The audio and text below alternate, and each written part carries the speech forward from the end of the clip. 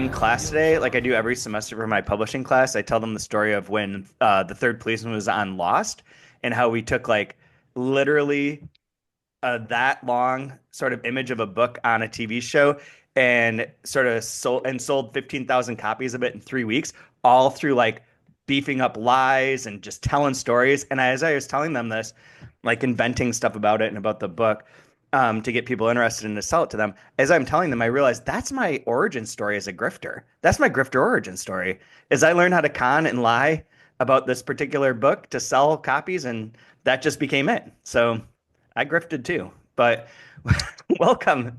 Welcome to the 2 Month Amazing. Review, the weekly podcast brought to you by Open Letter at the University of Rochester, in which you take a book, break it down, talk about it in sections. And this season, we are doing, first off, Confidence Man by Herman Melville, which we'll be completing today before moving on to Rodrigo Fresán's Melville, which will start up next week. I am Chad Post. I think I said that. Joined as always by Brian Wood, author of Joytime Killbox. Hello, hi. How you doing? I'm good. I was one of those people that bought into Third Policeman. What a crock of shit you sold people. Holy cow.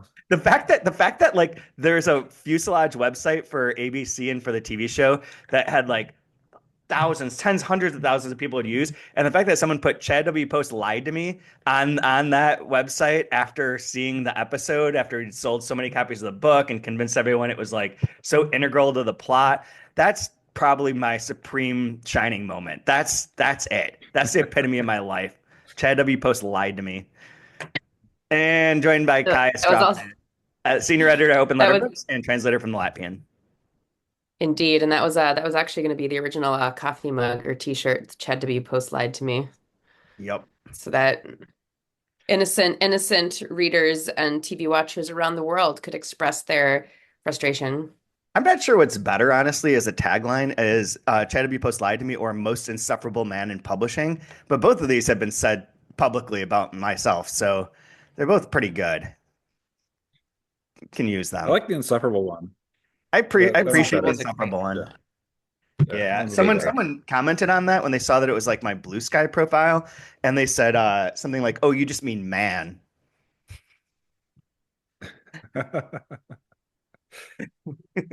Like you could replace all those words with man. Just most man and just most man in publishing or just man in Just publishing. just man, just generally. Man, So just speaking of grifts, we got for everyone who listened last week, we didn't have it yet, but here is a for anyone watching, you can see the T-shirt, the Grifters Gonna Grift T-shirt that we had made up for this season, which is Ooh, available that through T Public, probably at 40% off all the time. And it comes that but in, looks it great. It looks great in cream. it does. yeah, for real. The lithograph. Can we It's, bring it closer so we can see the ship name, the steamboat name? is it close enough? There it is. The Dell. Yep. Oh yeah. Amazing. It's absolutely amazing. Thank you, Kai, for producing this. If So anyone good. wants it, it is. There will be a link in the show notes, but it is available on TeePublic. And like I said, like I don't know if there's a day goes by that they're not having a 40% discount sale for one made-up holiday or another. But For anyways, real. I think so I think I only need two more sales and then I will have made back the expenses for buying the font license and the image license for that. there we go. Like help a girl out. Let's do this. Come on, guys. Break Sell buy even. this. Help me break Everyone even. listening, buy it. So Brian, you missed last week's one where we kind of like trailed off towards the end. We talked a lot about raw milk, which obviously we're all into right now. And then towards the end, we got to the transcendental conversation people, where they're like, let's redo this conversation where you ask for money, so on and so forth. And that was where we stopped. And it was like kind of hard to deal with because clearly there are two more chapters in which their conversation takes place. So it's sort of balanced in the middle. But I wanted to start by asking you, what's your take on transcendental poetry and Emerson and Thoreau and all that kind of stuff? My memory on it was so vague. It's another grift. That's what I said. It's it's an East Coast grift. It's the East Coast grift version. Like on the West Coast, our grift was like get back to nature, kind of like this um like God is everywhere when you're in nature. Yep. It's like the John ours is John Muir was our Yeah. Yeah. Yeah. like shaman, and it wasn't Emerson uh or Thoreau. But there's this wonderful book. I think it's called My First Summer in the Sierras, Okay. where the author talks about going up to Yosemite. It's in the 1800s, and like Uh-huh. all these crazy characters that they meet, and what it's like to actually rough it out there. And Emerson wanted to meet Muir, and so he took him up into the wilderness, and he was like, "This sniveling little bitch." He tried to like go hiking with them, and he's like, "You are the wimpiest, worst hiker ever." Like it was always like, "Oh, my feet hurt. Oh, it's cold. Oh." I just remember like that. It's like, oh, beat your own like your own path to the pond, and like he couldn't live by any of the words. It's Yeah. Yep. like, I mean, and as a even Muir wasn't as tough as like a goat herder, actual goat herder, or somebody that's like right. living up there or living off the land. Like even them, they're all if if you have the skills to write and publish a book, you're a fake. Like you can't actually work. That's fair. That's fair. That's Right? totally Like fair. John Krakauer summits Everest. And it's like, dude, you stepped on so many dead people to get there, huffing oxygen and taking the Sherpas. Like, get out of here. Go write your book and talk about how amazing. Like, get out of here. Oh my God. If That's you can so write a book, if you can write a book and publish it, you can't hold a real job. Don't even pretend. that's fair. That's fair. But that's interesting. So that was kind of what I was saying and trying to pull back like the philosophy of it of like you're in touch with nature, you can communicate with God, the spiritual stuff that's out there, like all this stuff that like also lends itself to like the new form of like some self-help stuff that like has like a questionable sort of impetus behind it where it's like, well, I need to be by myself and fix myself rather than help with society. Like you go and take care of yourself first, which is in some ways a good principle, but it's also like kind of selfish where it's like there's a lot of problems and you're like, well, I can't help you with those because I need to take care of my inside self before I can help you. And like there's that kind And of thing that oh very like no, isolationist egotism. and I support it, but when there are like two full generations doing it at the same fucking time, like this is why nothing gets done in this world, in this country, because I mean, nothing everyone's out gets there done. taking care of themselves at the same goddamn time. Yeah, yeah, everyone's All got I've to take care of realized themselves. when I try to do that, all that I realize is that everything in the world is trying to kill us and no one's gonna save us. Yeah. And so this like peaceful like you gotta clean your room and stand up strong and get your shoulders back or whatever whatever the latest huckster is trying to huck for you. Like I don't know. We're like we're like hurling through the vacuum of space at a tremendous speed, and everything is terrifying and will destroy us. And no one's coming to save you. So At I would least, prefer like where we just help each other out and we make it through somehow. yep, no. Are you the anti? I would prefer not to. I would prefer to. I just I I would would prefer prefer to. to actually. oh my God. Oh my God. So yeah, I agree with all of that. So that's where I guess we should start. I think we're on we start on yeah, pay or chapter 37. 39. No, Oh shit.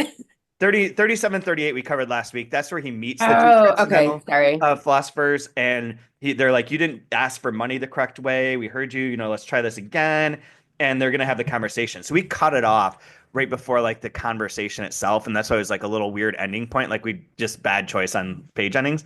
But then it does have like this conversation in which Frank is our cosmopolitan is talking to Charlie, who I believe is the Emerson stand-in, and he's like, dude, I'm going to put confidence in you. I need $100. Give me $100.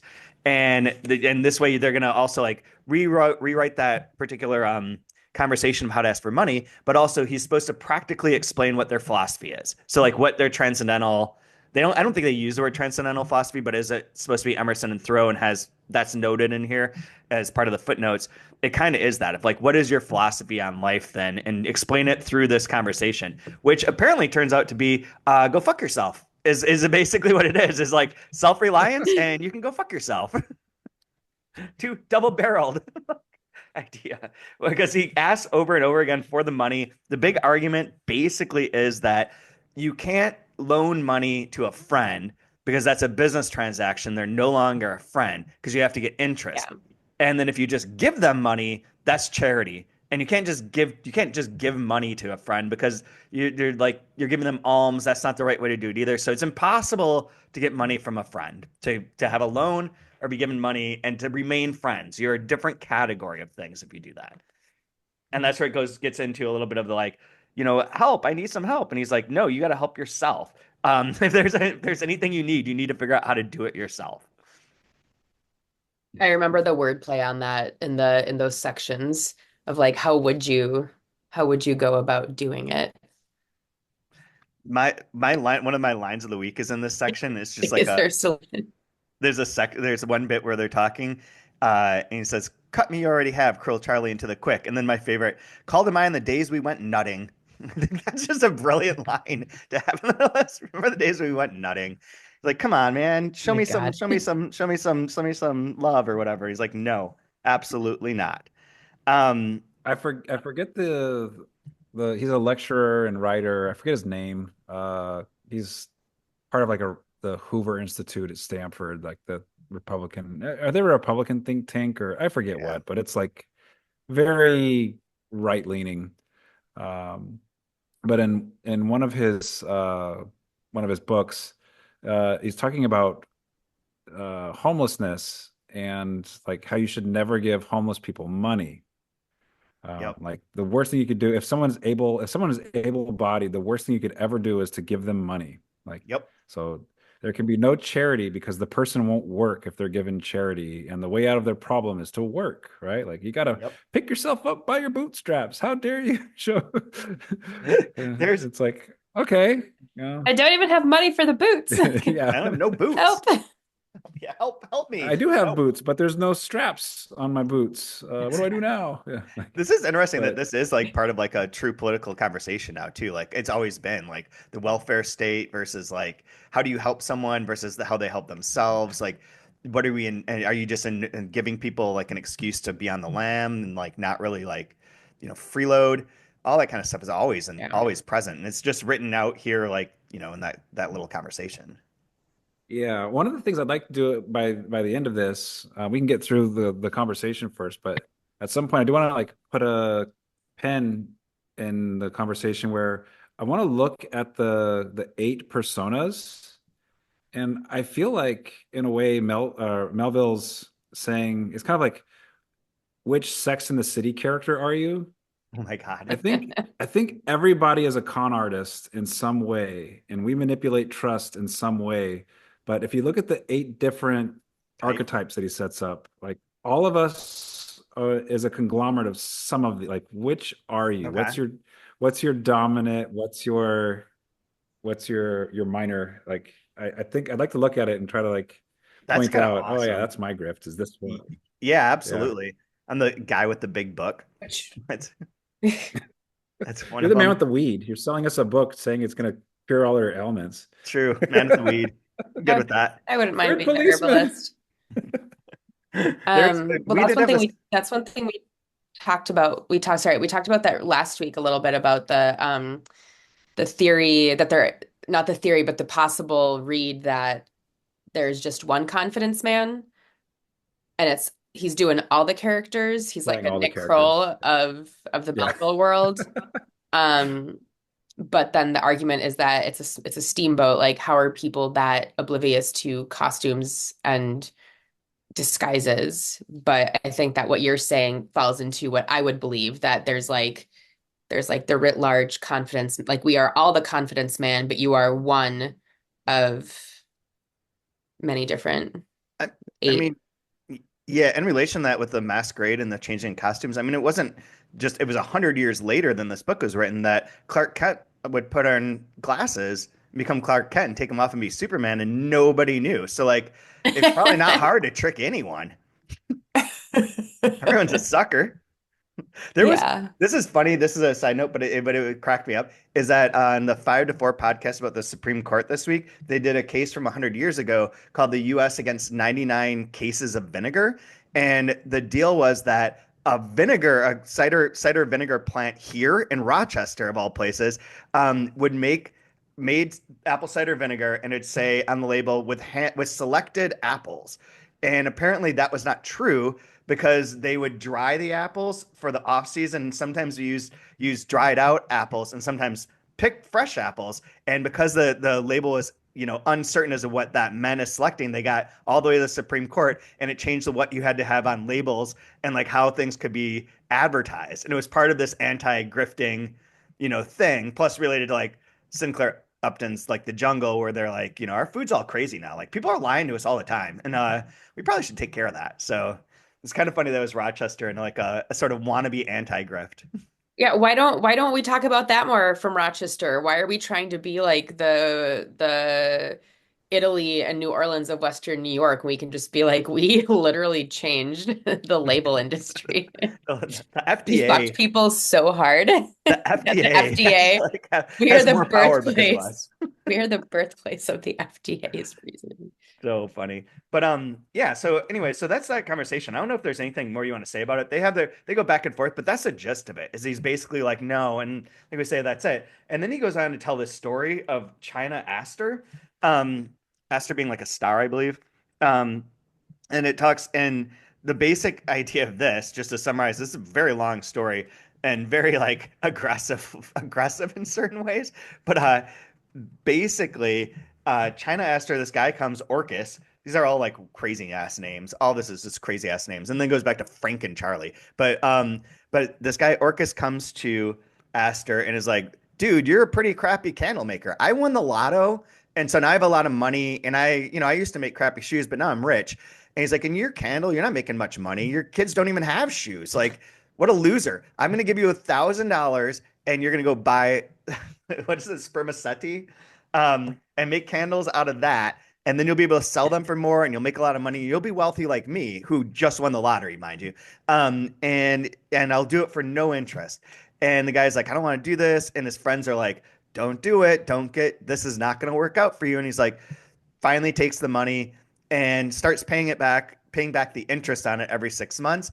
And every venture he undertakes fails miserably to the point that he has to quit his candle shop entirely and take out another loan against his wife's inheritance, which then also doesn't go well. And he's trying to pay back the interest on that. Meanwhile, Orcus like gets converted into like one of these like grifter cult like things. There is an explanation of what it is in here and what they did, but he's getting rid of his property and lost a bunch of his money by giving it to this organization. So he goes back and he's like, not only do I need all the interest, I need to have that interest compounded for all the payments you didn't make to me and my principal by this particular date. And Aster basically just dies. And so on their grave, they're like, this all started because of a loan from a friend. You can never take a loan from a friend because then your life will become like this, poor, The root of impoverished, and all, yeah, the root of all was a friendly loan. Well, how preposterous is this? Can you imagine here, like, if you have a tombstone that says, "Here lie, break, the remains of break. China asked for the candlemaker, break, whose career, break, was an example of the truth of Scripture as found in the sober philosophy of Solomon the Wise, for he was ruined by allowing himself to be persuaded against his better sense into the free indulgence of confidence and an ardently bright view of life to the exclusion of that the counsel which comes by heeding the opposite view." That's that's the It's like inscription on it's the longest thing ever. Well, that's why the It's so funny. TLDR line at the lower, Yeah. was it lower left corner, the root of all? Exactly. Yeah, It'd have to be like an obelisk. It It would would be like the be. most It's like- ridiculous. which he can't afford because he's poor. I know. He's like washed up. But like also like how preposterous would it be if someone's like, I'm gonna tell you a little story to set you straight on this whole loan thing, and they tell you that? Like that's the thing that they come out with. You're like, come on, man. Like there's like 40 twists and turns to this, and basically like it's so contrived. Like, get out of here with your arguments. This is not backing anything up. Sure makes you anxious about having a credit card though. Oh my God. Yeah. Yeah. This is a fact. This is a fact. I actually really enjoyed this part though, because it is just one of those like, and then this, and then this, and then this, and then this. And it's kind of a sort of respite from all these other like quasi philosophical things that are going on where you always have to kind of pay attention to see like what they're actually getting at. This one's just, just telling a story of a guy that gets screwed by believing in spermaceti. When Never. you think about it, I hate to use the term, but it's an interesting juxtaposition when just before it was saying, I don't loan money, I only give it away. Mm-hmm. And then in the very next chapter, it's all about everything is undone because of a friendly loan. Hmm. Yes. Right. Well, doesn't that So just back up why a friend should not loan another friend money?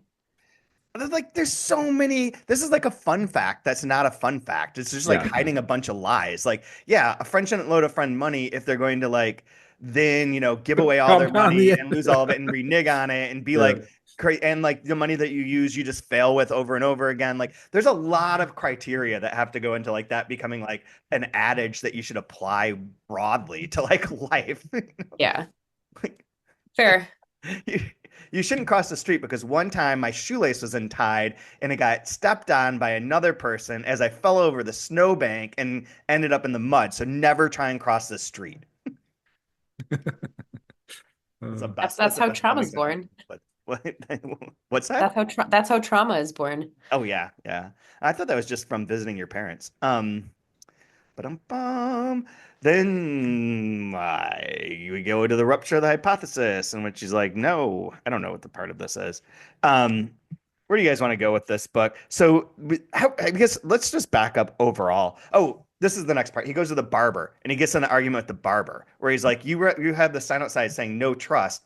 And the barber's like, yeah, because people are always screwing me. And I thought about it for the first time.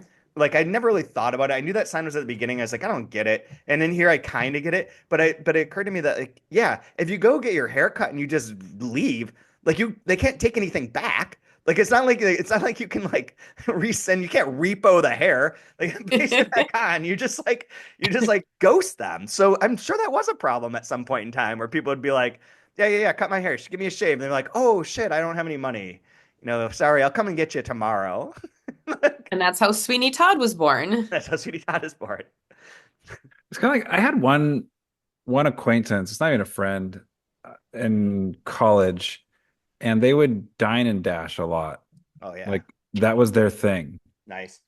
And I guess the way they made it work was like obviously I don't know where I was eating, I was so broke and it was in the type of neighborhoods where you had to pay first before you got your food, right? Because they're Yeah, like, no, you want Yeah. the like, yeah, you want carne asada fries at 2 a.m, give me $8 yeah. because I know And I then know we'll bring you exactly the what you're food. gonna do if I hand this to you first. Never happening, right? Like Yep. so like any of those places are gonna work. Like you can never get your food before you pay. But if you go to like, I don't know, Chili's or TGI Fridays before that's why TGI Fridays is bankrupt, maybe. Oh You yeah, go to that, yeah. like Good they'll point. serve you all your food, and it's this environment where it's like not that expensive, but you can just totally leave, and And it's chaos. there's nothing they're gonna do about it. Yeah, And like Diamond Dash had like a place like that or Olive Garden where we're family anyways. But yeah, like there's nobody's paying no attention. You could problem. just rush out. See, I wonder if you could try this at Olive Garden and be like, no, I'm not going to pay you because we are family. Everyone here is family, and I'm not going to pay my family for this meal. I'm just going to have these sodium saturated noodles and go drink a shit ton of water, and we're just going to Confidence, pray, good sir, confidence. serving. Had I taken you up on the endless breadsticks, had they been endless, I would have bankrupted this whole place. But I, in my Yeah. wonderful nature, have stopped well before I'm fully full. Is it fair to charge me when I have not been fully satisfied with the meal you have set to provide? Oh, good sir, no. I like you. Oh my God, that's You so good. you could go on that for 18 pages like Melville does, Yeah, and yes. by the end of it, the server's like, just leave. All Yeah, right, just just go. go. Go Just I don't away. Like we're gonna have a it's this gamble. like it's this 19-year-old who's there part-time anyway who just Yeah. wants to go home. It's like the whole time you're talking, he's like meow, meow, meow, Yeah. meow, meow is all he's hearing. It's like, yeah, so they do have some sort of like bet that they're gonna make, like you trust everyone, and because the Cosmopolitan's like, I trust everyone in mankind is fantastic. Stop stop doubting people. It's the doubt that causes the problem. I think that's one of the things with the Cosmopolitan's whole like angle is essentially like if you believe that people are going to be bad, they're going to be bad. And if you just Yeah. assume that they're going to be good, they're not going to be bad. They're going to be good because people tend to want to be good. But if you Benefit assume of the the worst of doubt. them, the worst of them is going to come out. Hmm. Maybe that's kind of thing. So then, I mean, it goes to the barber thing, and then I'm just kind of whip through this because I kind of just want to hear more thoughts from you guys on this. So then he meets the dude who's in, I guess it's just after midnight. So the April Fool's Day is over. They go to the cabin where the dude's reading the Bible, and then he reads the Bible and has the parts from Ecclesiastes about where it's right here with much communication he will tempt thee, he will smile upon thee and speak thee fair and say, what wantest thou? If thou be for his profit, he will use thee, he will make thee bear and will not be sorry for it. Observe and take good heed when thou hearest these things, awake in thy sleep. And then he said, the old man says, who's that describing the confidence man? Or someone says that comes from the birth again. So they read the Bible a little bit and talk about that. And then the old man's like, I need to go to bed, but like I'm forgetting something. They're like, yeah, your life preserver. And they're like, it's the stool. And then they leave. And at that moment I was like, what is this book? What the fuck is this book? Like I don't I like this and I enjoy those parts of it. And I enjoy like the banters, the like the crazy philosophical ideas. I think it's super fun. I have no idea what this book is in the end. Do you guys, can you explain this to me? I mean, this podcast is supposed to help, and I feel more confused now. I mean, that's the takeaway that I think the Spine Crackers podcast also had.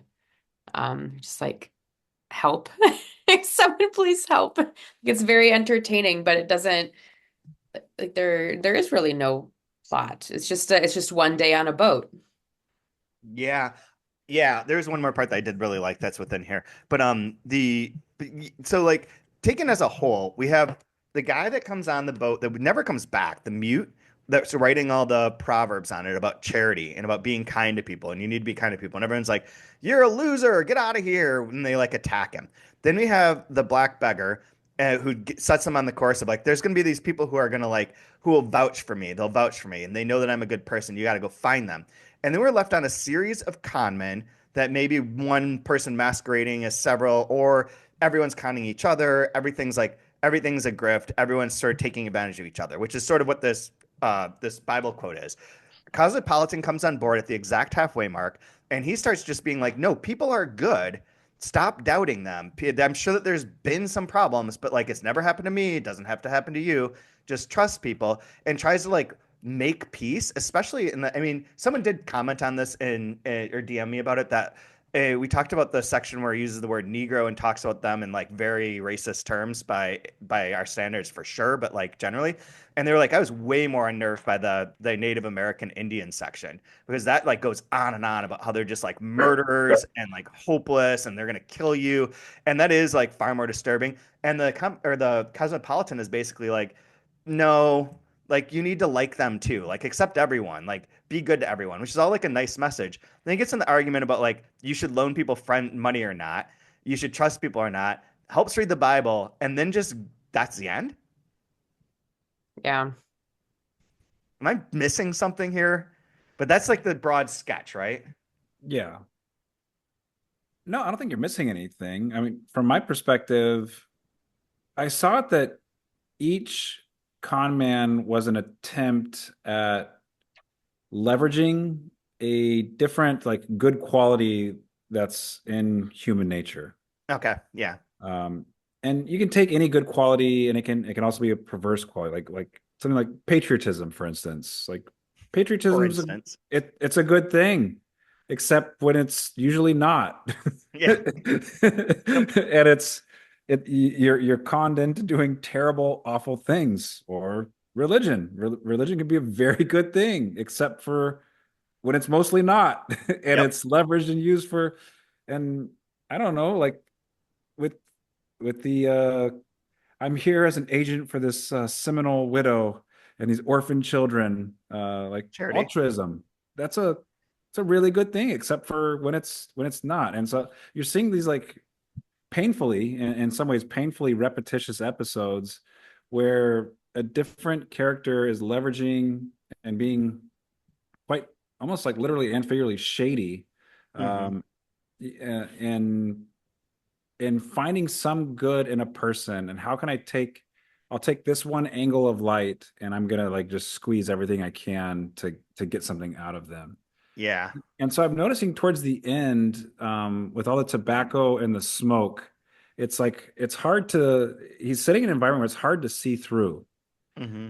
And then at the very, very end, you're seeing this lamp and this light and this waning light and darkness. And we're taken into darkness at the very end with a lamp coming out. And if you're Like taken into darkness with this cast of characters that we've seen, like that's a ominous, crazy place to be. Please, can the sun rise and shed some light on this? Like you're in a den of thieves and it's dark. there are a lot of like fake sunlight things. We talked about that last week too. It's mentioned in Mhm. the footnotes, but there are like a ton of like fake light, fake sun ideas. Just for anyone who's not watching this, there is a light in Brian's house that has like these streaks in front of his face that makes him look like he's part of this part of the book. Have And maybe confidence in what I'm saying. Yeah. yeah, I have confidence. I'm gonna send you my money because you're performing a miracle in front of me Yeah. on Zoom. Like I can Yeah. see it. But with the light thing too, like it is interesting. It's as if like if you take this all as a grand metaphor for things, which it sort of it, like hints at all over and over again. It's not just like the realistic. This is what I was saying last week. There's not just like one confidence man just switching to the masquerade. There's not like even these don't even have to be real people. It can be like a allegory for humankind. We're all stuck on a boat.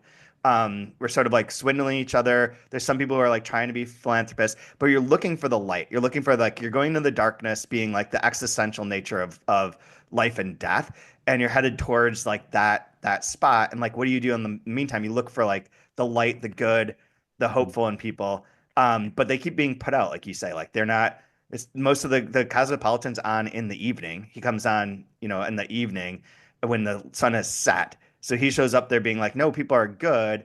And meanwhile, like everyone around him is like, no, they're definitely not. Like everything is definitely bad. Like they're all liars. Everyone sucks. You're wrong. So there is something about that bifurcation too, where it's like in the first half it's people conning others, and the second half it's people being like, those people are going to be bad. People are going to be bad. Instead of doing bad, you're like, everyone is bad. But it feels like one of those Zen like yin yang sort of things that kind of like eats itself at the end of like you're looking for charity, you're looking for hope, you're looking for someone to vouch for you, and all you're finding is that like either you're gonna hurt someone or they don't like you. It's Yeah. I super mean, depressing.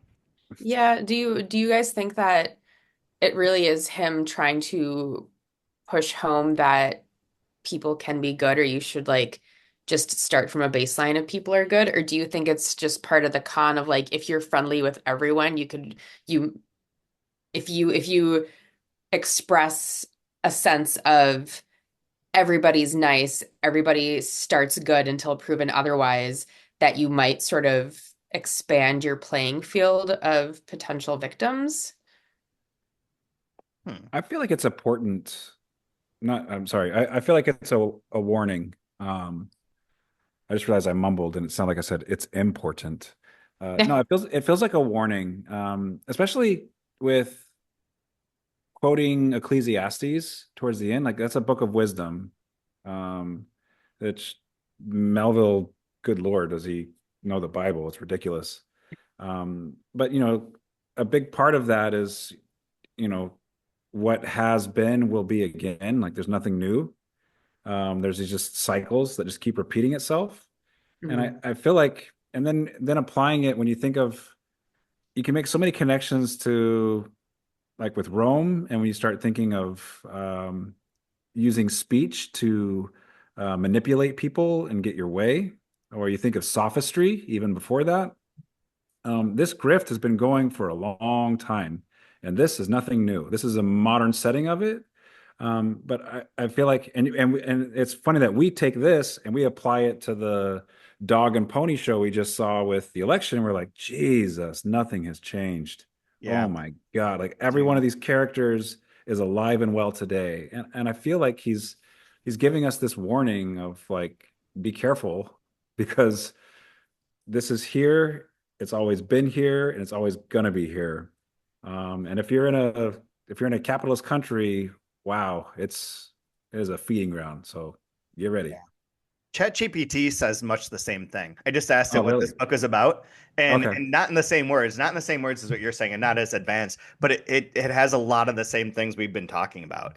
Okay. Is what it refers to. Not to, I don't mean to undercut your thing, but it's Oh funny because no. it is saying that same bit where it's like existential themes, a critique of idealism, a philosophical exploration of identity, American society and capitalism. Ooh, Um, okay. the capitalist man's actions are often aimed at exploiting the desire for money, and his manipulations highlight the fragility of social bonds in a capitalist society. Moral ambiguity, and then deception and human nature are the six themes that ChatGPT points out, which we've kind of talked about all of them. It doesn't really like sum up more than that. It's like this is an ambiguous, complex novel. Um, like, yep, okay, ChatGPT, you're killing it. But I love this last chapter though. The way he bookends it is really kind of gorgeous. Hmm. If you just I'll read the first paragraph here where the cosmopolitan increases in seriousness. I'm not good with Roman numerals, but XLV, that's 45, right? It's 45. Have we gotten to Super Bowl X? I only know it because of Super Bowls. I know, seriously. Rocky 1 through 4, and then Super Bowls is how I remember Roman numerals. Yeah. In the middle of the gentleman's cabin burned a solar lamp, swung from the ceiling, and whose shade of ground glass was all round, fancifully variegated in transparency with the image of a horned altar, from which flames rose, alternate with the figure of a robed man, his head encircled by a halo. All right, so all this religious iconography and light, Hmm. right? The light of this lamp, after dazzlingly striking on marble, snow white and round, the slab of a center table beneath, on all sides, went rippling off with ever diminishing distinctness, till, like circles from a stone dropped in water, the rays died dimly away in the furthest nook of the place. Yeah, So, like all this beautiful light imagery. And then this absolutely. conversation with this old man, can't see very well, seems like a really nice, pure uh, old man, as far as old men can be pure. Right? Yeah. So you take that and then you bookend it with like, all right, it's getting really late and I got to go to bed. And oh shoot, where am I at here?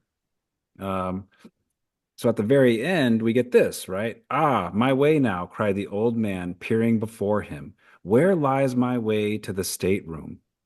Right? Mhm. Uh, I don't know if it's meant to connect, but like you can even think of like Bible verses like "Thy word is a lamp unto my feet and a light unto my path." Right? I need a It's, light to take me home. yes. I have indifferent eyes and will show you. But first, for the good of all lungs, let me extinguish this lamp. Like, I'll take you to your room, but let me turn the light down. The next moment, the waning light expired, and with the waning flames of the horned altar and the waning halo round the robed man's brow, while in the darkness which ensued, the cosmopolitan kindly led the old man away. Something further may follow of this masquerade. That's terrifying. It Yeah. is creepy when you That's read it like that in that state. Like that is that. super. So like, what is this book about? It's like, holy shit, this is so scary. Like this is so terrifying. It's Is beautiful and it's is terrifying. this also like is the thing about the like the stool or whatever? They're like, this is your life preserver. Is that because he's blind and old and they're just like it's a joke? That I'm not positive. I mean, wood floats. Wasn't there? There was Somebody's something written smarter about it. than me, but like, like he But needs to like sit yeah, on it. It's almost like it's all I have. it's also like it's because you're as you're pointing this out about the old man and his blindness and his age, it really is like here's an old dude that's just like reading the Bible and looking Yeah, for a little bit of help, and people are He'd be like, the perfect mark. yeah, he's a perfect mark. exactly. Yeah. Like, yeah, here's your life preserver, dude. It's like a stool, you know. Haha, I'll show you to your room. That's how a psychopath is born. Let me turn this light down and I'll lead you. Like, oh God. It's so creepy when you put it like that. I've been reading this Here's what's book. even creepier with when our wonderful forefathers, I think it was what is it? Democracy dies in darkness, or they have lines A like, national song. yeah, exactly. It Or truly. there's the line that the currency of democracy is information. Mm. And when you think of this idea of like how shady, how unclear our information is that we're given and we can't what can I trust as my information like oh democracy is the light or like everything just feels so dark and it's like the most morally dark people that are going to lead us Lead us to our. Oh no! Yep. I want off the boat, man. Get me out of here. Absolutely. Dude, it's been interesting. I've been reading this Giono book, I guess that's how you'd say his name, um, called Melville, a novel that's about, Oh, so Giono was translating Moby Dick into French and was supposed to write an introduction and instead wrote this little novel that envisions Melville himself in London initially to hand over White Jacket, one of his earlier books, and then he goes off and has an adventure sort of thing. And it's like describes him in ways it's not realistic per se, or I mean, it's not like biographical. It's not like a historical thing. It's like imagining this like big, strong American burly person doing like wanting to do like sailor type stuff and meeting a pretty lady and falling for her. Like, whatever. It's fine. What's funny about it to me, the only reason I actually bring it up now is that in the introduction by Edmund White, he refers to all these books and is like, and I think the exact line is something like, well, after he wrote Moby Dick, he like wrote another novel, but then Billy Budd. And it just like doesn't reference Confidence Man at all.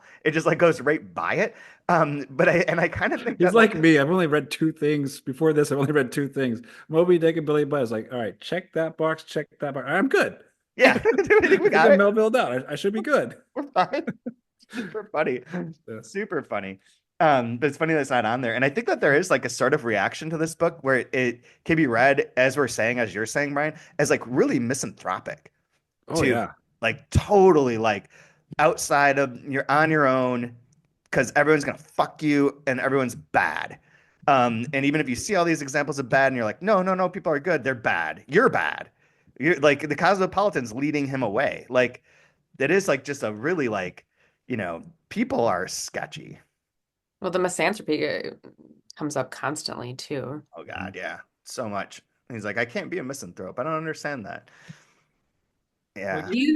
Do you guys think so the way Brian read it in his creepy voice, do you think that these this last line, something further may follow of this masquerade, do you think that was meant to be like an authorial nod of there might be a sequel to this, or do you think that was like a more of a very straightforward way to say this is an open ending? Is he gonna rob this guy or not? Yeah. Not to jump in, but I think related to what Brian's saying, like this just goes on and on. Something more of this masquerade will come. Like there may be further stories of this same sort of thing. There may be new it never variations on ends. this. It doesn't end. No. It's always. I mean, what you guys? Oh, before we get that's the bigger questions. The chapter 44, I think it is. Is that right? The one about uniqueness. Yeah. Love that.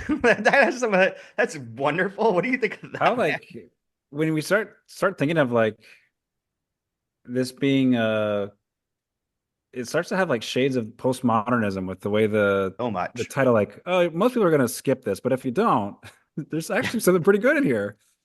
Yep. It's like the basic thrust of this is that you can make one original character in a book. No book can handle two. But like if you make one that's original, that's solid. Like that's what you should do. There's the exact thing. Yeah, so as for original characters in fiction, a grateful reader will, on meeting with one, keep the anniversary of that day. True, we sometimes hear of an author who, at one creation, produces some two or three score such characters. It may be possible, but can hardly be original in the sense that Hamlet is, or Don Quixote, or Milton's Satan. That is to say, they are not, in a thorough sense, original at all. They're novel, or singular, or striking, or captivating, or all four at once. And then there's like a later part where he's like, for much the same reason that there is but one planet to one orbit, so can there be but one such original character to one work of invention. Two would conflict to chaos. There's a footnote in here where it's basically like the reader is being told essentially what you're supposed to do. If the cosmopolitan is not seen as the embodiment of all these things, then you're misreading it and you have to like, you're participating. The book is asking you again to participate in your judgment. You missed the part last week, Brian, where there's like the 9 jokes that are given in the section, and like we couldn't figure out what any of them were. Like we couldn't find any jokes at all. But it was another like inviting you into the thing, which is very postmodern in the sense of like whatever postmodern broad terms means of that interaction, the active reader, right? But what did you guys think of the overall book? Would you recommend it to friends? No. Interesting. Well, I don't know. My friends don't read a whole lot, so Fair, fair. if I'm gonna try to convince them to read something, I'll probably do like Lee Child's or those Jack Reacher books. McCarran. No, I'll jump in. I thought I don't know. It reads very, you know, like on brand for Melville. Um, it's gorgeous. The poetry of the way people speak with all of the alliteration and consonants and assonance that like it has like that lovely crafted political speech. Yeah. Um, I just it's just hard for a modern audience because it starts to feel very tedious. Yeah. I feel like if this was half the length, I would just absolutely recommend it. Like it feels really important and essential to when you think about like American culture. Like this is it. Yeah. Nails it, and the characters are awesome. But it I think it's tedious for modern readers, and Yeah. maybe it's good for us to stretch a little bit more and endure a little bit more and suffer a little bit more. But This yeah. is one of the things I may have said this on here before, but like one of the problems I have with like reading Charles Dickens is that like I like the concepts and I like the Mhm. stuff of it, but it's so goddamn slow. Like we don't we abbreviate things and we're so fast. And this like ties into where when they first started doing like the subliminal advertising experiments and playing around with that, like if you look at what they are now, they're not subliminal at all. You just see them. Like we've evolved or like become so accustomed to things being so fast that the frame rates that they're using for those don't work on people in 2024. They're not, you know, it doesn't like sneak in there. It's not like you miss something. You see it. Yeah, Like you're just yeah, adapted to it. And I always feel like that's kind of like a weird way of talking about the way that we react to books in a culture now is that we have changed from that. We don't want things to be slow. They got to be faster, faster, faster, and more consumable. In some sense, like this podcast is the anti to that or is the yeah. antidote to that, intentional. But like I know exactly what you mean. It is tedious at times. Yeah, It it's is, like a Bud Light commercial from the 1970s. Like, yeah, it's all a giant dick. We get it. Move on, please. yep. Like, Yep. yep, I saw it. That let's go. I don't need a story with my porn. Yeah, Giant dicks all the way down. We get it. Oh my yeah. God. I find From a Dickens a lot study. easier to read than Melville, to be honest. Wait, Um, what'd you say? I find Dickens a lot easier to Oh, read than Melville. Um, and I was thinking as you guys were talking, if I would consider, because what I consider Melville rushed reading or quick reading. And it's making me think down the rabbit hole of why I stuck with the audiobook as opposed to trying to read it myself, because the guy who is reading the audiobook does have a rhythm and isn't tripping up and is reading and breathing and stop and like pausing briefly in all the right places. Where if I'm trying to slow read it with my eyes, I'm not doing it right. yeah. I can't, I feel that. I didn't, I wasn't able to adjust to Melville in that way. And Dickens, I think, is a lot more, I think the sentence structure is a lot more straightforward, but I also haven't read Dickens now. It was like the only book in Victorian Lit in college that the only author that I enjoyed reading. Um, I don't think I'd recommend it to people either. I mean, I enjoyed it, but I think following Brian's suit, basing off of the thought of like, oh, if you've read Melville, if other people were like, oh, Rodrigo Fresán or Melville, like I would ask, have you read Confidence Man? Or it almost seems like a sh secret handshake of a book. Hmm. Hmm. That's interesting. Yeah, I It's don't. also it's a book that appeals to your ear more than your eye. Yeah, I have a Um, hard time reading when it. you hear it out loud, it is freaking gorgeous. Like Yeah. the prose is unbelievable. When you're reading with your eyes, it's like, oh God. Like it's one of the it's and it's weird because I always like tell my students like rule number one, read everything out loud. And they're like, Hmm. and I nobody does. But I tell them like please read out loud. And they're like, no, like I know they don't. And this is one of those Yeah. examples, like out loud, this thing is so different than with your eyes. Yeah. Yeah. We talked about Like that a the, bit the last. creepiness of that ending is Yeah, really hard to like really feel, but when you read it out loud, it is like, oh no. I agree. Right? 100%. Who's 100%. gonna sit and read out loud for 300 and whatever pages? Yeah. That money belt is not long for this world. Oh, exactly. Oh, that was one other thing that was very funny that I want to go back to in a second. But I had the same, like, I would reread paragraphs several times. Like, I'd be reading and I'd be like, wait, what are they talking about? And I have to like go back and kind of piece together where it was. And part of it was what you're saying, like the rhythms aren't there. Some of the words are used differently, like the that than what I expect, or like there's something about it. But it was a very slow read. But I would give it to someone not to read like in a sitting, but like as something like I'd be like, oh, you can read this, like read a chapter now and then, and Yeah. like and you'll find enjoyment in that. To read it over like 2 months, literally, because then it's like not like you're trying to like get through because you're not getting anywhere. It is just like these examples that are going to like keep building and keep reinforcing their own argument. But I think like the asides when he addresses the reader, the three of those chapters are absolutely brilliant too, and the writing is like gorgeous, but right, it has to be read slow or aloud and not like consumed at a like a typical readerly pace. One of the things when you talk about the money belt, you reminded me that there's a bit where they're talking about is this money real or not? And they're checking it against whatever they call it, a decoder or a whatever, I forget what it's called. But there's a footnote in here where they're asking about like, this is a $3 bill on the Vicksburg Trust and Insurance Banking Company, and you're immediately like, okay. But then the footnote goes on. Listen to this. In the heyday of free banking, otherwise known as wildcat banking, banks could issue circulatory notes almost at will, and counterfeiting flourished. But since this particular banknote is issued by a Mississippi bank, it makes little difference whether it is counterfeit or not. In Mississippi, wildcat banking had gone to the extreme described in Joseph Baldwin's Flush Times of Alabama and Mississippi, 1853. Almost anyone with a press and some rag paper could crank out legal tender. Only two of the myriad Mississippi banks survived the bursting of the bubble in 1837 to 1838, and the state bonds on which these two depended were repudiated in 1853. So there's a period of time in Mississippi where you can just crank out your own money and it counts. Like, that's awesome. That is so crypto. Like, that is just I was so gonna say, huh. today. I'm glad we have very well-backed currency and we don't have to worry about this anymore. So the Exactly. American South invented crypto. Oh my God. And then the Civil War happened, and then it was like another couple hundred years until it could find its footing again. There is like I mentioned this several times, but I did finish the book when the clock broke, about like the 1988 to 92 period of politics, and like that ends with like Clinton, becoming president.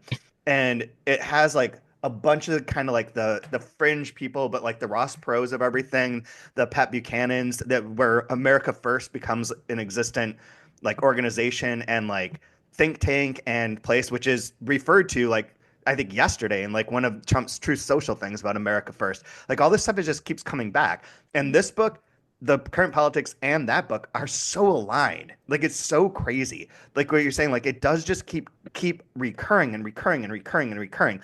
And it's the same thing with like a slightly different masquerade. It's a masquerade. It's a slightly different like dressing, but it's the same sort of con and the same sort of like really.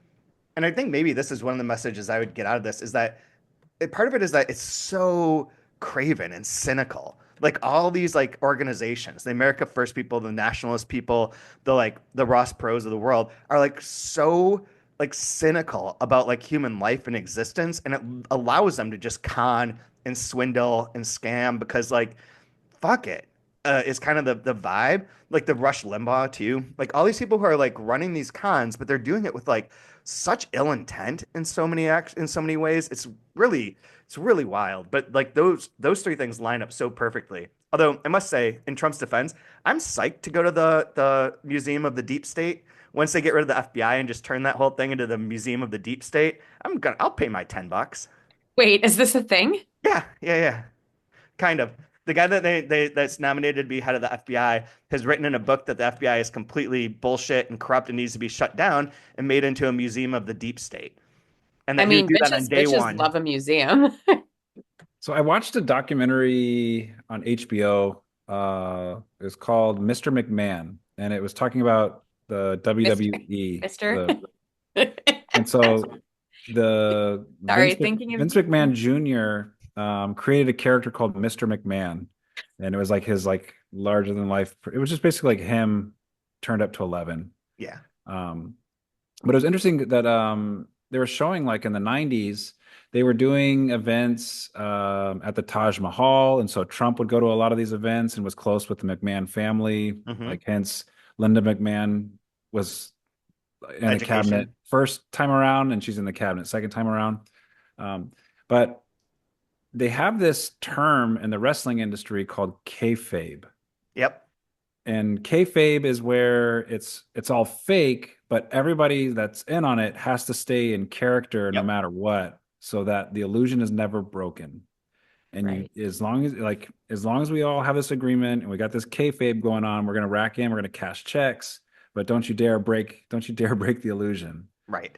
And like you can see that with Vince McMahon, Mr. McMahon. You can see that with this character Donald Trump that he's playing on on television, right? And we Hmm. see that like this entire book is kayfabe.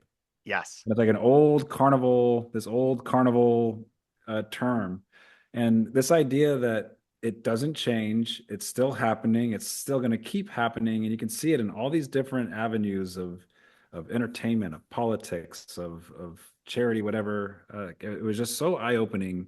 Like, holy shit! Yep. Yeah, As long as we all, confidence, man. we're all in on it. So do you think they're gonna get to their political positions and be like, oh wait, this is for real?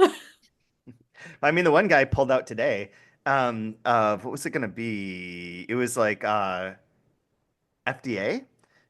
His name is Chad, which is why I clocked it. But he was he was in trouble with the conservatives already because he arrested a priest for breaking COVID violations and having like a large service, and he arrested the priest. And so conservatives are like, we're not gonna fucking let you be in charge of anything. Like you're one of them. Get your hands off our Jesus. Yeah. I had such an inappropriate priest joke that just came to mind from that. I love it. Do Oh it. my God. Oh, I can't. I can't. Keep your It hands has off something my. to do with priests wearing masks and and other people wearing masks and crimes not being able to be committed unless you have to break COVID protocols. But I wouldn't want to be in a dark room with a priest. I can tell you oh, geez, Louise, I don't want to go that route. that. I have too much confidence in our religions to go down that route. So. Oh my God.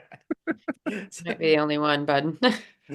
So you guys have any like final thoughts or final line that you want to plug? Oh, there was one last thing. There, wait, there is a reference here too where it's possible that like the Cosmopolitan is a stand-in for Christ, which is mentioned in the Daniel Handler intro in a way. He refers to it as there's this particular line in the footnote, redolent from the barber shop, as any bridegroom tripping to the bridal chamber might come. And it says the bridegroom was a traditional designation of Christ. Christ uses this Hmm. as identification. So this comes up like in a couple places, but in the Daniel Handler intro, he said that he got like a used copy of this book, and it was like one of the last pages someone just circled and wrote Jesus Christ question mark next to the thing. And like I feel like that's pretty much like I understand that reading. I'd I'm be there for that. curious, Christ versus Antichrist. Yeah. That's amazing. Jesus Christ. That would be a great name for a musical. Jesus Christ question mark. Superstar. Christ? Christ? Jesus Christ question mark? Oh my God. Oh my God.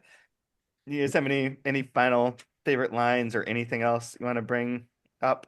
I liked I liked all the, I don't know if they're neologisms, but he uses words like moonshiny and and then on the top of 275, I just like the usage or he says, who is this talking again?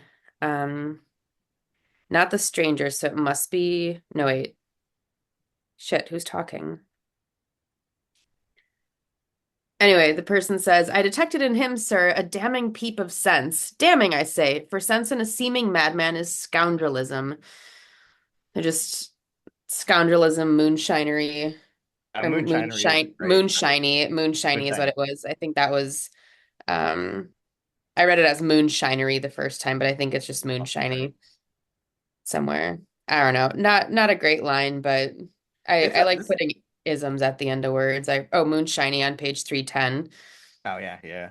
I really like, I mean, it's a really hard book to excerpt or to like just pull a line from. Even though I like all the lines, there it doesn't lend itself very well to that. The one that I had marked as in addition to the remember when we used to go a nutting is very charming. It's like Yep, that was my yep, that's just the the title of a chapter chapter is just title. very charming. Very Period. charming. There's a period. Very charming. Love it. Brilliant. Brilliant. For the good of all lungs, let me extinguish this lamp. Oh God. Haunting. Brian has a creepy voice. Yeah. That's Got just the my good normal. Oh man, that's my normal voice. got a No, good but when okay, you didn't read it. You didn't read it in such a creepy voice, but So I guess that wraps this Melville. We have for next week Melville by Rodrigo Fresán, going from page 1 through 61, which if I Alrighty. remember right. Yeah, it's these chapters aren't numbered, but that's to the end of a chapter. So hopefully we're gonna have Rodrigo wants to come out onto the last episode, and hopefully we'll be able to get Will Vanderheiden on one of these as well, so that he can talk about his translation. But we're moving in. Is there anything that like I guess for anyone who I don't know if you've read Confidence Man or haven't, we're going to Melville by Fresán. Is there anything that you guys are taking away from this experience of Confidence Man that might inform your reading of Rodrigo's book? It might be hard to say without having read it, but the structure, the structure. I'm ready for it. Okay. I'm even more ready for it now. The asides, I think are like a definitely like a part of like the Fresán isms, like the sort of addressing the reader, or addressing breaking that kind of wall or making nods at least to something. That's definitely there. Like a blind man at an orgy, I'm gonna just have to feel my way through it. I want to cut it right there. Cut it right Yeah. there. Check it out next week. Follow us on Apple Podcasts, Spotify, wherever you get your stuff. If you're watching on YouTube, smash the like button, tell your friends. And we're going to leave on Brian's dirty, dirty orgy joke.